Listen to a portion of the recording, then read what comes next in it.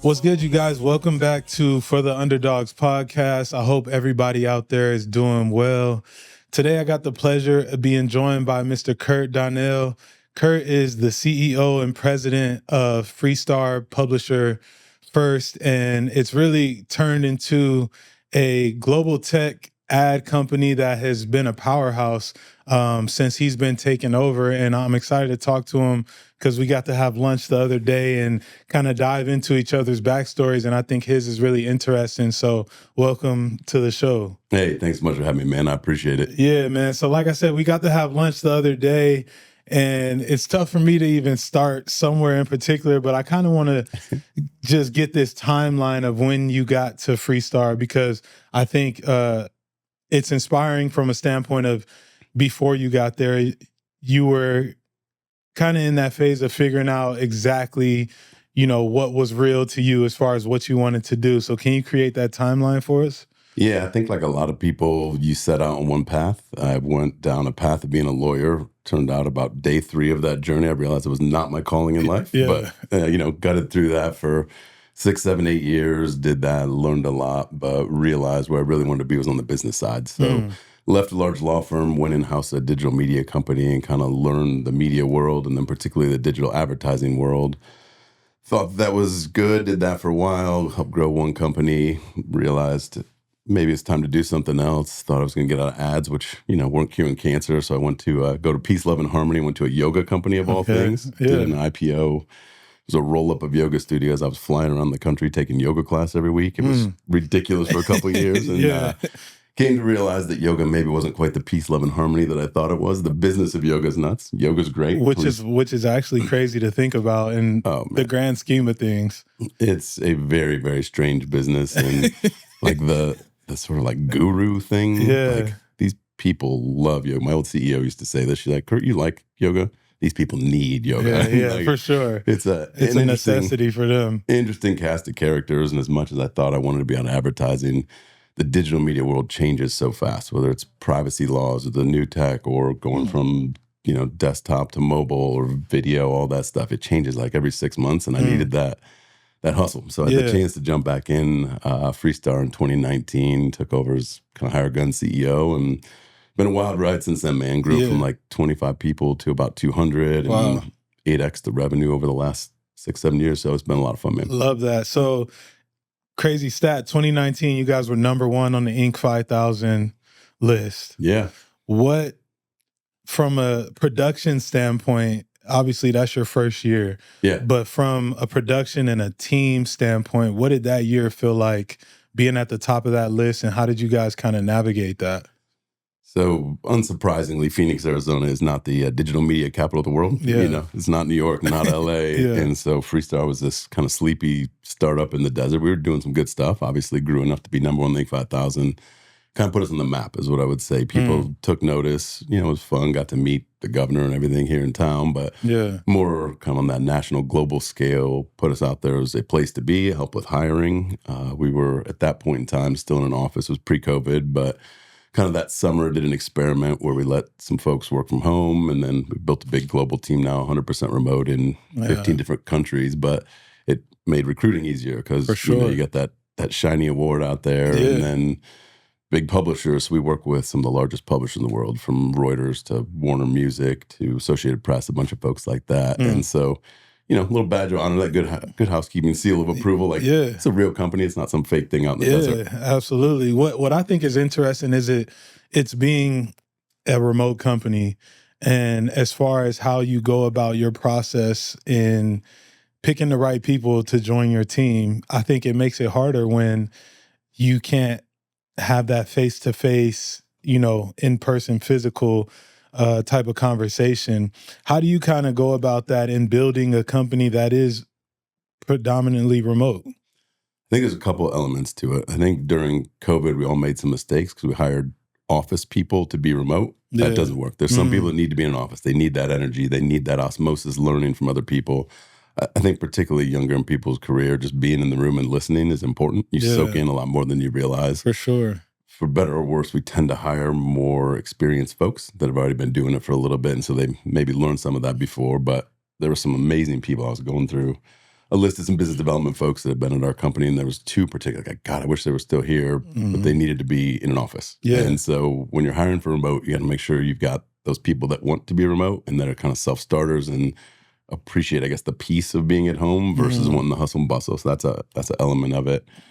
We talked about this at lunch last week. We actually use a tool called Culture Index. Yeah. I had you take the test. I just gave him his results. I'm not licensed in this, so we can't go too deep. I do want to know where you would place me on the team, though. That was my big question, given my results. Yeah, so Jamil came out as a little more on the leader side of things, a little better at delegating than necessarily being in every single detail. So you're that team leader. You're good at setting a little bit of the vision, the strategy for things, and then bringing people along that journey with you. And you got to have everybody there. So this tool called Culture Index gives us a very clear kind of picture of people's innate traits. And they're set somewhere between the age of 8 and 12, unless you have a spinal cord injury, like never changes your whole life. But with that, we're able to realize, okay, this person needs to be out front leading. This person's a little better in the back, being a team member, or, working in the background on the details, stuff like that. Yeah. So that helps a lot too with this virtual hiring where you don't get to spend the time with people. For sure. Interviewing's awful. It's like a coin toss usually. Like people do a terrible job of it. Yeah. Interviewers are really good. Like they can tell you that they're the greatest thing since sliced bread one way or the other.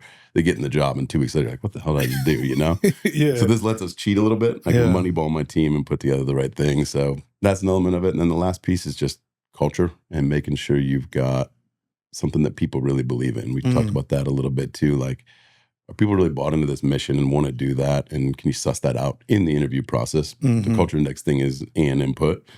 I think references are another thing that are really important. Yeah.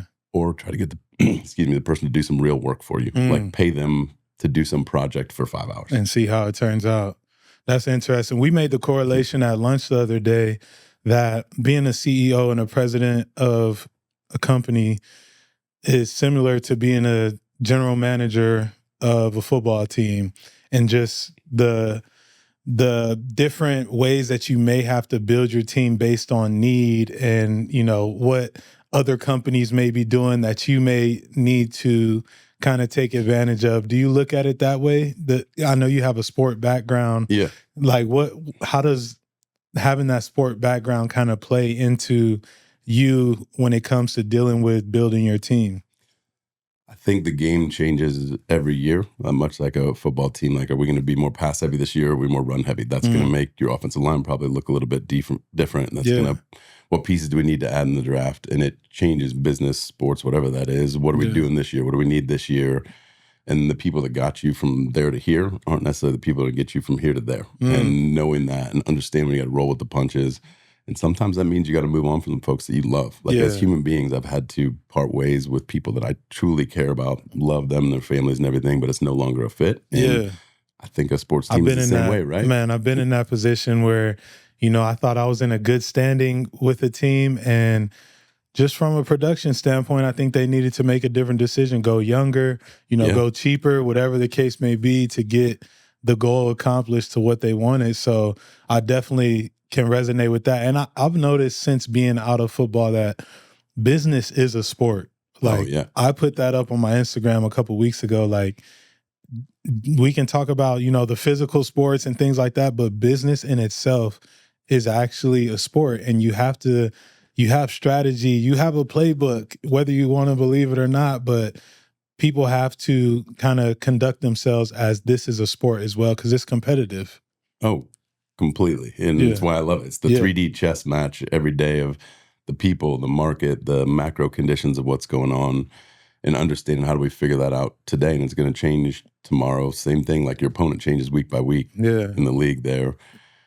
And every organization has its own personality. There's something that somebody pointed out to me. Most organizations, whether it's a football team and the coach and the offensive coordinator or a business, are often a reflection of the leaders. And if there's good things going on, you can take a little credit for that. But more importantly, when there's bad things going on, you look yourself in the mirror and like, how did I create this? Why is this a reflection of me? And how do I get better and put better pieces around me to fix my own gaps or fill in those holes? Because you can fall into the trap of kind of doing the same things. You got to always be reinventing yourself and looking in the mirror. Have you had those moments? I know we talked about that the other day of just, obviously the good teams I played on, the, Mike Vrabel led Titans, we were literally a reflection of how he conducted himself in the building, and we had a lot of success. Have you had those moments within business where you've had to kind of look at yourself in the mirror, like you said, and realize that something needs to change in order for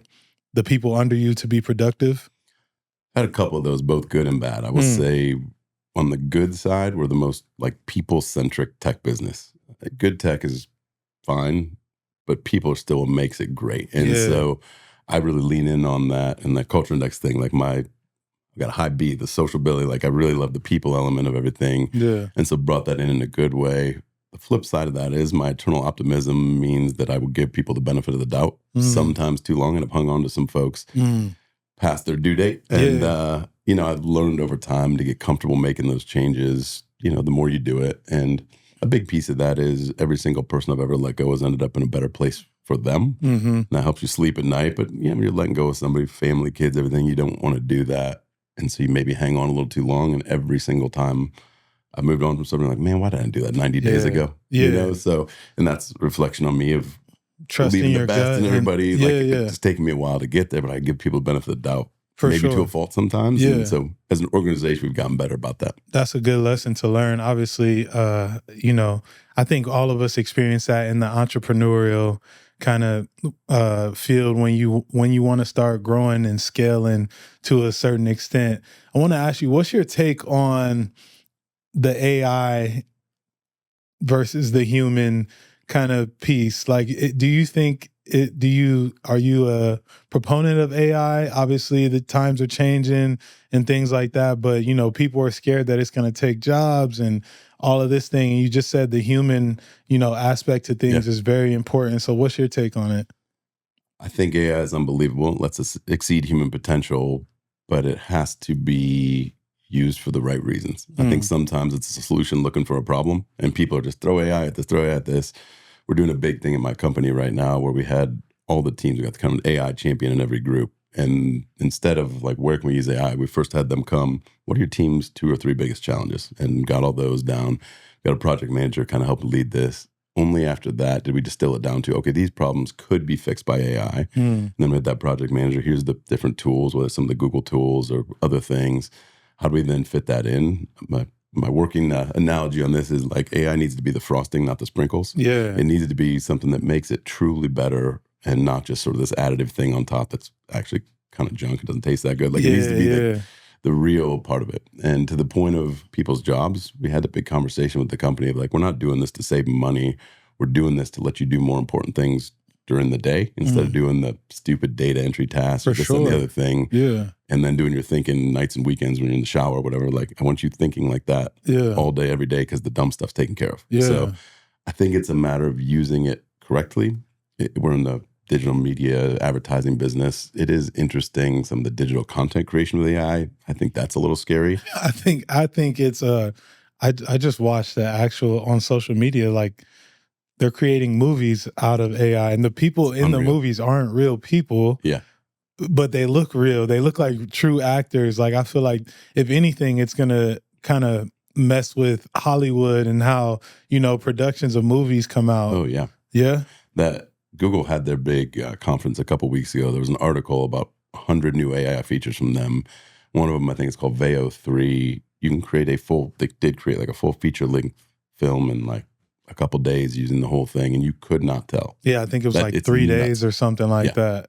Yeah, no, AI to me is, I was unsure about it, but to me, I feel like if you use it as a tool, it's just like, when we first got Google, the search engine, it's like, use it as a tool to kind of help you do what you need to do. I do think when anything becomes a crutch, obviously, and you're not able to have a full conversation in person or do your work the way that you should, then it can become dangerous. But to me, I would just use it as a tool, and I think that it can serve people well.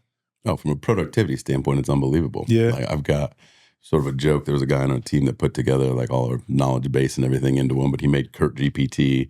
I write this like column to my company every week, like whatever. And he fed in all of those. And my God, I'll give it an idea and it can write in my voice. I have a tendency to start sentences with the word but sometimes, and like these weird little things that would do. Kurt GPT is wild. What I found interesting is I've asked ChatGPT, based on the conversations I've had with ChatGPT and the things I've asked you, what would you say about me as a person?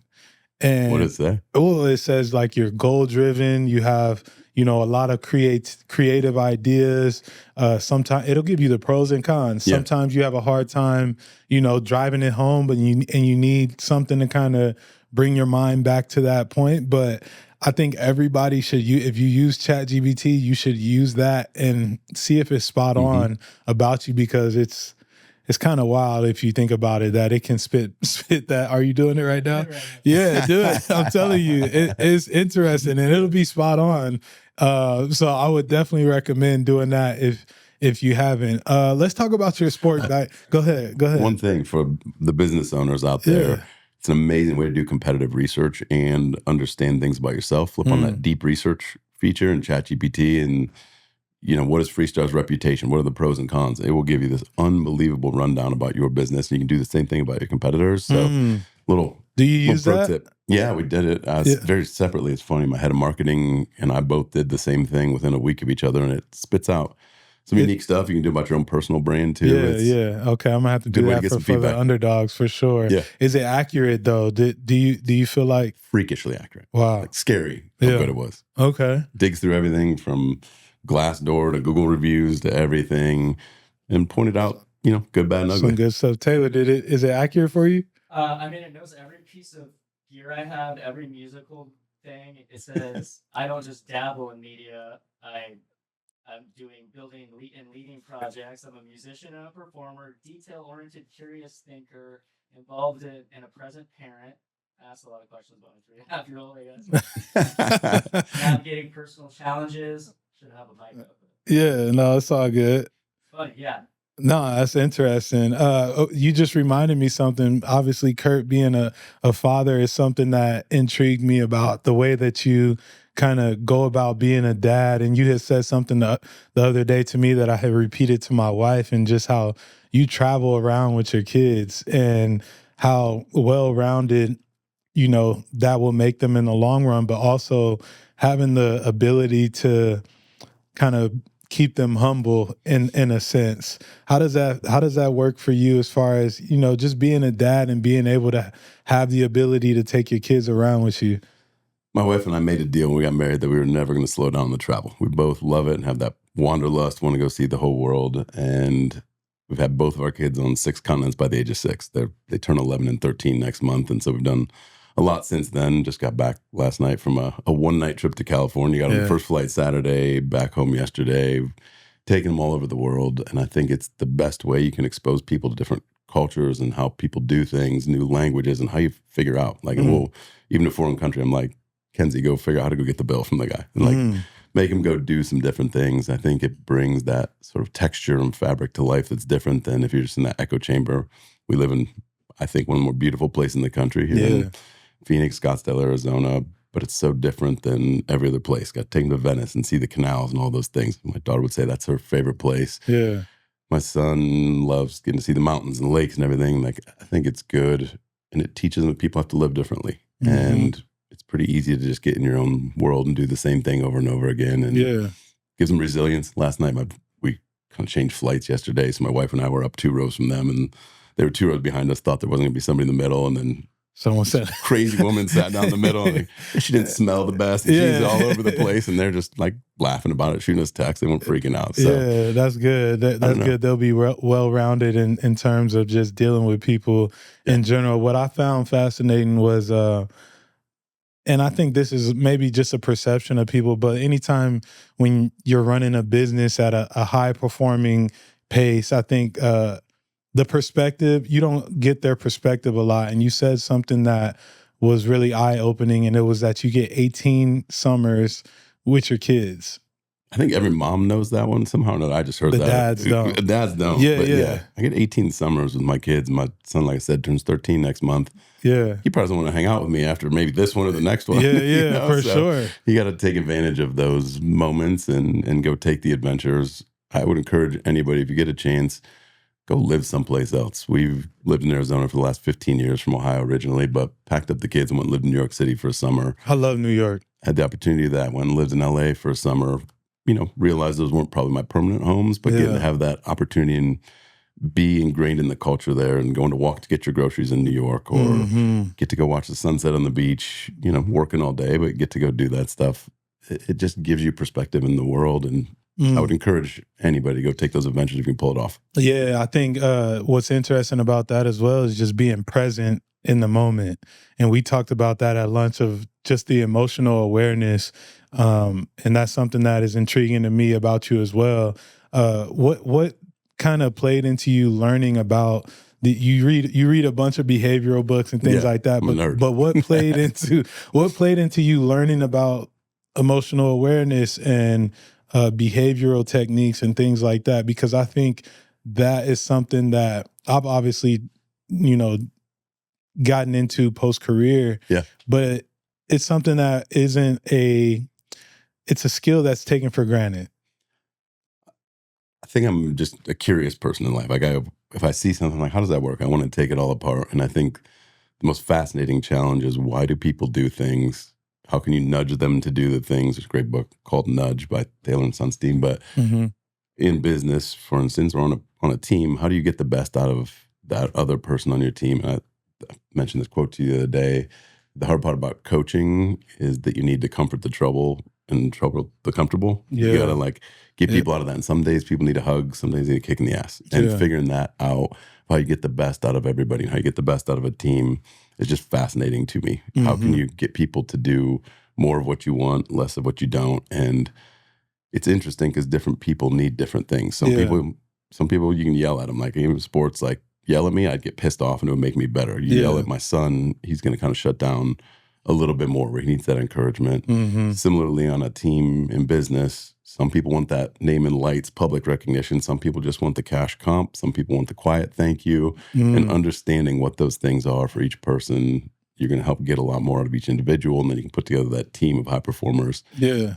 But it's just the curiosity of the whole thing, like, how does the world work, and then how do people work? It's the most fascinating thing ever. And we talked about that, just being the emotional awareness piece is something that it gets taken for granted sometimes. And it's kind of a shame if you're not allowed to read the room, and just kind of it takes some selflessness to be able to be in that space. And that's something that's fascinating to me about you, is just, I don't know why I feel like sometimes in business, we don't get that perspective from people. A lot of people are just like, it's my way or the highway, and it can work for them, but for a while, but at some point it's gonna, kind of bite you at some point. And so I feel like it resonated with me, just because I realized that the best coaches I've had have coached me different, as opposed to, other players within the room. And you can always feel that as a player when the coach is taking the time to be specific to you and talk to you the way that it hits one of the best things that Brable used to say, does that hit your brain the right way? Really? And it's like, I'm a big Ohio State guy. Yeah, so I know you. I love the Brable. The Mike Brable. I'm a big fan of Mike Brable, dude. I tell everyone he revived my career. I think I told you a little bit about him asking me the question, do you love football? That was one of the most amazing. Yeah, you told me that first time we were talking. I think everybody should ask the people that in business, on a team, anything, like, do you still love this? Yeah. Because nobody ever takes the time usually to ask you that. It's right on your own brain all the time. Like, but to make you really sit down and think about that is important. You need to do it to yourself. I've changed careers every 4 or 5 years for the last, I don't know, decade and a half. And it gets to the point where I'm like, I don't think I love this anymore. And it's time for a change. And at some point it becomes kind of white collar factory work. Where it's still important. You're doing all this stuff, but it's kind of the same thing over and over again. And you lose that love of it, and you got to take the time to assess it yourself. And sometimes as people on your team, you'll see that look like they're a little checked out, ask them that question point blank. And if the answer is, I don't know, help them go get another job. For sure. Pay that forward to them. Give them the opportunity to go succeed someplace else. It'll all come around and yeah, that's big. What does that feel like when I've only experienced it once, playing football my whole life, and you kind of know that it's something that you can't sustain for a very long time. The average career is 3 years, blessed and lucky enough to play 7. But what does that feel like for you, being able to be honest with yourself of saying, hey, I don't love this anymore. It's time for the next step? Because I feel like that leap can be scary for a lot of people. The first time it's really scary. The second time it's a little less scary. I was loyal to a fault.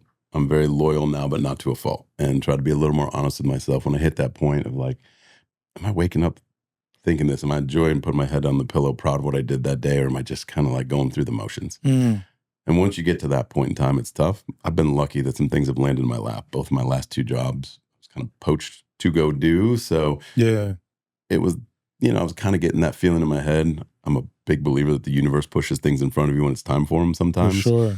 Somebody told me a long time ago, you shouldn't always be looking for a job, but you should always be listening. And so kind of keep those ears open. And there's moments when you probably start listening a little harder. Or you're like, ready for that. Where's the ship passing the night here? 100%. So I think it's kind of happenstance sometimes, but you got to be open to the world. And I think that goes for more than just a job, whether that's a company you want to buy or your company's going to get bought. I think just being open to the world and listening a lot will take you pretty far in life. Yeah, and that's something I've tried to do. We looked at my test. I'm much more of the reserved, quiet type of guy, and I want to hear what's going on in the room and hear something, has my ears perk up or whatever.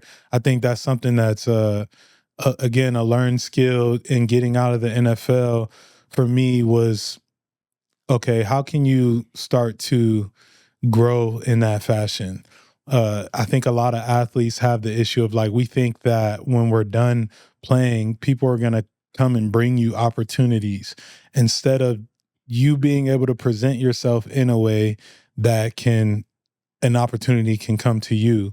What type of advice would you give for people that, are in that phase of transitioning out of something? What advice would you give? I think you can create your own luck in life. I think you coming out of the NFL, you got a platform that's interesting to people. It's fascinating. How many people can say they played in the NFL? Yeah. Not that many. Yeah. You could sit at your house and just hope things are going to come. Probably won't. You're putting yourself out there doing this. We were talking the other day, you've got some new opportunities that are popping up. Yeah. But it takes putting yourself out there a little bit, being in the room where you can listen if there's something happening. And I think it's that. It's always be pushing forward. You don't necessarily know where it's going to go. It's weird to say. I don't have like a lot of goals in life. I got things like I want to do and accomplish, but it's not like I'm going to do this and then do this and do this. I did that once in my life and I ended up being a lawyer, not, and you hated it. And I hated it, I was like the age of 14 or something like that. I'm like, go be an accountant and a lawyer because for some reason I thought that was going to make me a CFO. I don't know, but I went and did it.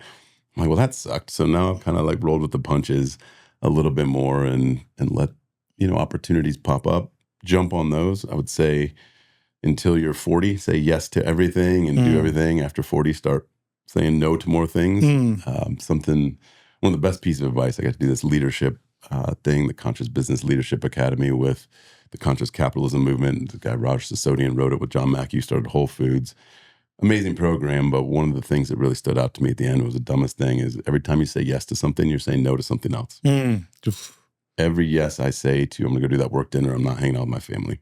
Every extra night I'm on a work trip, I'm not tucking my kids in at night. Obviously, my kids matter a lot to me, but for sure. I try to run every decision I'm making now through by saying yes to this, what am I saying no to? And keeping that piece going. But there's a point in your life when you say yes to everything. Yeah. Like go out there and then you'll have more opportunities and then you can start being more selective later. Yeah. I will say, and I don't even know that I've told anyone this, like I turned down an opportunity with the Houston Texans to go coach. I know I talked to you about it at lunch, and to me it was I said no because I enjoy my time with my family. I enjoy my time with my kids, and I enjoy the space that I'm in right now of creating and having conversations with people. That fulfills me. I feel like for me, and this is not a knock on football, but I can do football in my sleep. I can go, correct film and coach and things like that. And it's not really a challenge that allows me to grow within myself. And so a lot of like decisions that I've started making post career is, does it fulfill me internally? And does it challenge me to the point that I feel like I'm growing as a man? I've said before on my podcast, during my last couple years of playing, I had like this tug of war thing going on in my mind of like, you're not growing as a person the way you wanted to. Like, for the guys that are in the NFL, a lot of it, the schedule's handed to you. Hey, meals are at this time, travels at this time. You need a doctor's appointment. Oh, we'll make it for you. And I felt like I was almost doing myself a disservice, And so it created this weird relationship, which we talked about, of like, I'm ready for the next piece. Yeah. And so when I got this job opportunity with the Texans, I was like, it brought back those old emotions of like, are you going to go right back into that mode of, things being handed to you? And, obviously you're working hard. I don't want to discredit any of the work, but to an extent, it just didn't feel like it was challenging me. And so I've started making decisions based on that. Is it going to challenge me, and is it going to fulfill me to be the best person I can be? I'm proud of you, because most people won't thank you. have those discussions with themselves and probably with your family. Yeah. And make what you know is the right choice versus the financial choice, Yeah. or the whatever status choice, whatever that is. So yeah, good on you for that. Appreciate that. I think there's seasons in life. I think there's moments where you need to just grind and put your head down and do whatever that is. Maybe it's a little more boring. There's moments in my life when I traveled a ton. I still travel a lot. I mean, I was 130, 140 flights a year for a couple of years. Wow. My kids were at an age when it kind of was okay. Yeah. But I'm not in that season of life now. Still, got to do my things. But you ebb and flow with that stuff. I think it's really hard to be honest with yourself in the way that you were, to turn down financial opportunities. And I mean that as a friend. Like, I'm proud of you, man, that you were able to look yourself in the mirror and say, that's not right now. But there may be a time when it is right. But family's different, or, financial situation's different, whatever. Yeah. It was definitely hard from an aspect of like, that this can be an avenue to create, the financial piece, but also just life experiences. When you get into football, you want to win a Super Bowl. You want to be in those I love being in high stakes situations and, coming out on top. I love executing the plan and things like that. And it was tough, man, because on one end, I'm like, yeah, I could go do this and be great. I know I could be a great coach. But on the other hand, I'd rather be a great father and a great husband to where my family is right now, because I don't want to look back in 15 years and feel like I wasn't there when I could have been there. If you have the ability to be there, like, that's something I truly believe that, like, the next opportunity will come when it's supposed to come. Oh, yeah. I said it earlier, like, the universe pushes things in front of you when it's time. Yeah. I think there's a misconception that this idea of a career ladder, where you do one thing and then the next, if you headed down that, there's a probably clear path. I think it's a career lattice. Sometimes you're going up, sometimes you're going sideways. It's like, I don't know, Mario or whatever. You're like climbing all over the place. Yeah. Sometimes you're going sideways. Sometimes you got to go down to go across to get around something and go up. And I think a lot of people get stuck in this mindset of, I got to do this, to do this, to do this. And you never know what's going to happen. The most interesting thing can happen. The most terrible thing can happen. At the end of the day, it's probably going to work out how it's supposed to work out. That's an interesting way to look at it. I've never thought about that, because, to me, it's always been, you do this, okay, now the next step is this, and then from there you go to the next level.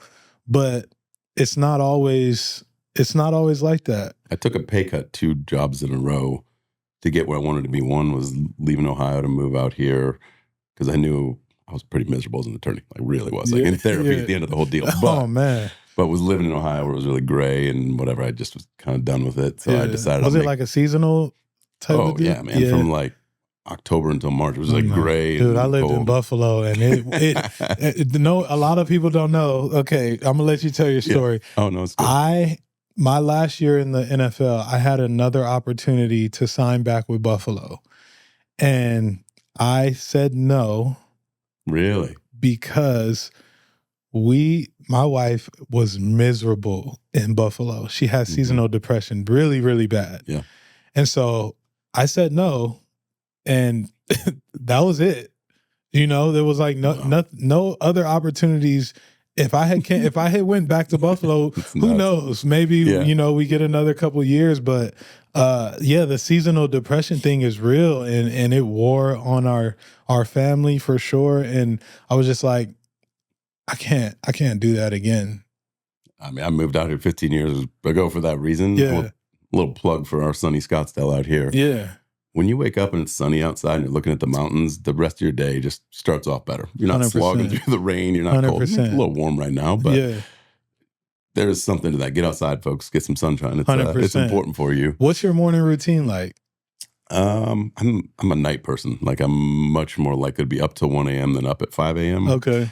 If I got to, I'll get up to go snowboarding or play golf. I'll get up in the fives. Otherwise, like, I'm good. No, let me sleep. So I usually get up 7-ish, go make some coffee. I got a bad back. I got a spinal fusion a couple years ago. I wanted to ask about the injury that you had and how that kind of came about. Oh, bad luck, man. I got rear-ended in 5 car accidents over 12 years, including 3 of them over 45 or 50 miles an hour while I was at a dead stop. Wow. Just bad luck, wrong place, wrong time.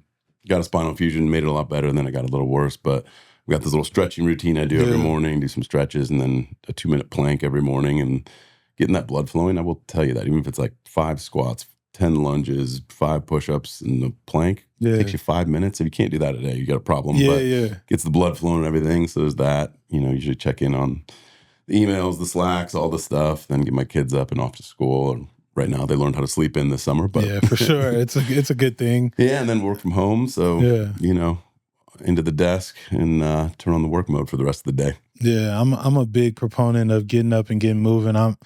I get up in the morning, and whether I'm going to work out at the gym or whatever the case may be, first thing I do is jump in my cold tub.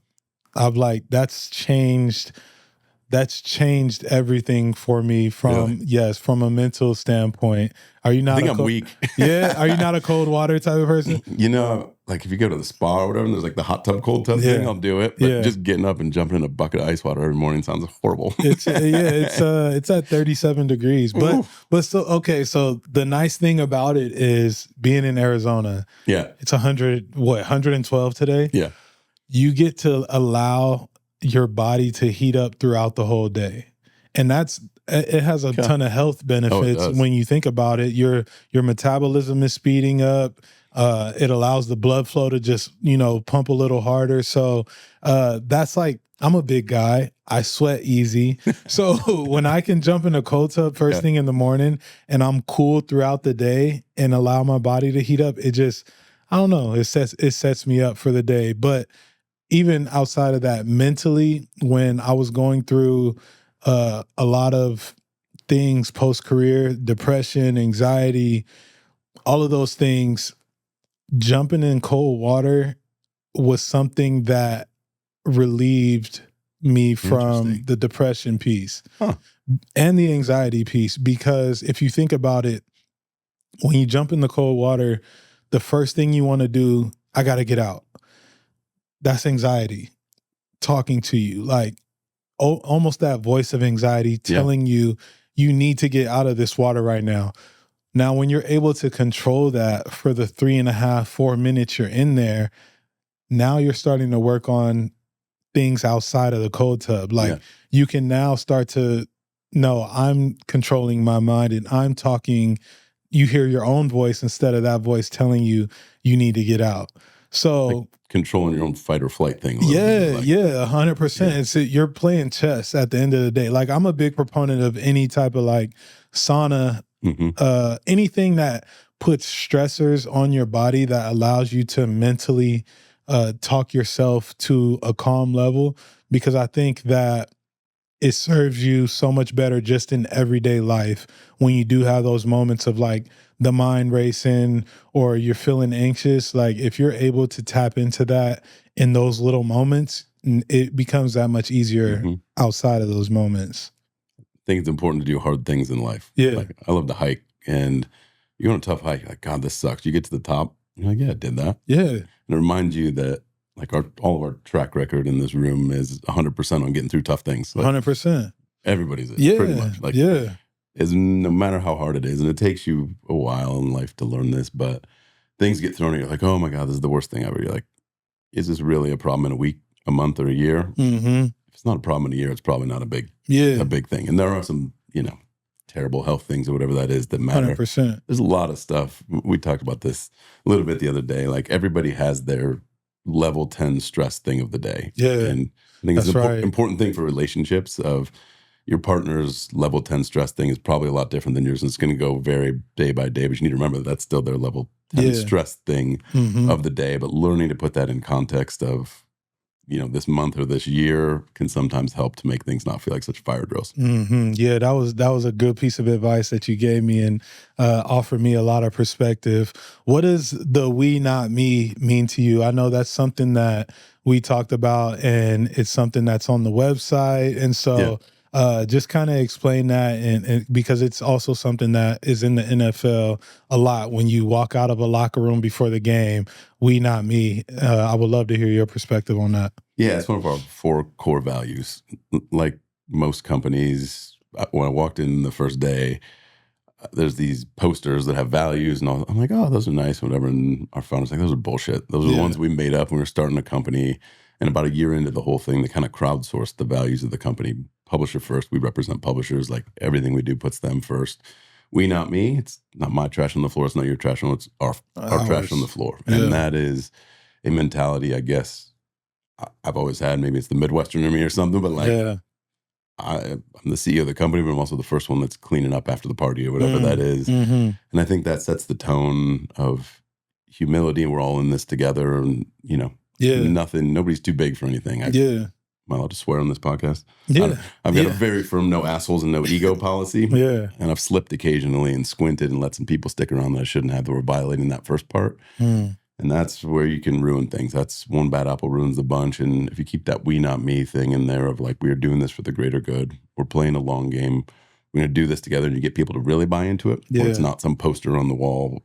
It's something that people actually feel. You're going to get a lot more out of it. Yeah. It's more fulfilling for everybody, right? You felt that way on teams, 100%. I'm sure. Yeah, 100%. You had teams where there were some prima donnas, I'm sure, versus people that actually bought into the we. Absolutely. And, you talk about Super Bowl year with the New England Patriots and, seeing the culture within that building, everything was the small things. No one was leaving stuff in the locker room on the floor. Everyone's locker had to be clean or you were put on blast in a meeting. Like all of those little things mattered, and it just allowed everyone to kind of operate on the same path and understand that I've heard Tom Brady get yelled at in a meeting the same way that a practice squad offensive lineman would. So it's one of those things where everyone in the locker room or everyone in the meeting room understands we're on the same playing field and we're all striving to reach this goal, and that's for the benefit of the team. So I'm big on that. I got a couple rapid fire questions for you before we wrap up. You kind of said this, but I'm curious if you have another answer. One book you recommend for aspiring entrepreneurs? I'm in the middle of finishing up 5 Types of Wealth by Sahil Bloom. Maybe the best newsletter you can subscribe to. Okay. 3 times a week. Amazing stuff. The book Nudge, I think I mentioned earlier. Yeah. And Thinking Fast and Slow by Daniel Kahneman. Okay. Behavioral psychology books, but help you, some of the stuff are like, how do you get more out of people? How do you get them to do what you want? Why is a customer going to make this decision versus that decision? So, Okay. So there's some good ones. Yeah, that's good. Your favorite productivity hack? Turn off the notifications for email and Slack on both your computer and your phone, so it's not just buzzing all the time. You'll go check it because you need to go check it, but don't have it bothering you all the time and taking you out of it. We think we're great at multitasking. We're horrible at multitasking. Yeah. So anything you can, and then if you actually want to go take a vacation, just delete the app off the front page of your phone. Okay. Because we're trained like mice. We just open our phone, we go boop, boop, and get right over there. Yeah. You can retrain your brain even for a week to calm down. So maybe that's anti-productivity, but if you need to take a break, that's a good one. But turn off notifications. Good. No, that's good because something that I've changed is I don't check my social media or any, like I'll check my text when I wake up to make sure everything's good. But outside of that, until I do something for myself, cold tub, workout, whatever the case may be, I don't check that until that happens. And that's just me telling myself like these things come first. So yeah, that's a good productivity hack. If you weren't running Freestar, where would you be or what would you be doing? So I always wanted to be a pilot, an architect, or lawyer. Chose poorly there. I've gotten to I'm going to build a couple houses and do some remodels to kind of scratch that itch. Yeah. I still want to be a pilot. I want to fly a plane. There's something about it that I don't know. I really would like to do that. I don't know if that would be my job. Probably flipping houses or building houses with my wife. We love like the home design side of things. So, the process of it. Yeah, the creativity. It's weird. We're kind of working on some projects in our house and it uses a different part of your brain. Yeah. Like, so much of business is like this. Yeah. And I got this whole other creative side that I get to use sometimes. Just a good piece of advice. Like, put yourself out of your comfort zone a little bit or make yourself do things that make you think differently. It will open up the other part of your brain, like, I don't know, a good yin and yang. No, that's a good piece of advice as well. Man, I appreciate you coming. Obviously grateful for the new friendship. Had a great time with you at lunch. Oh, that's great. Thankful for you, coming all this way to shoot the podcast. It means a lot to me. This is a platform that I want to have these type of conversations on. So I appreciate you and thank you for pulling up. Absolutely. Thank you so much, man. Love the platform you're building right here and the message you're sharing. It's amazing. I appreciate it, Kurt. Cheers, brother. Yeah. I appreciate you guys listening to this episode of For the Underdogs podcast. Make sure you like, share, subscribe, all those good things, and I'll see you soon. Yeah, for the underdogs, I'm an underdog. I've been through it all.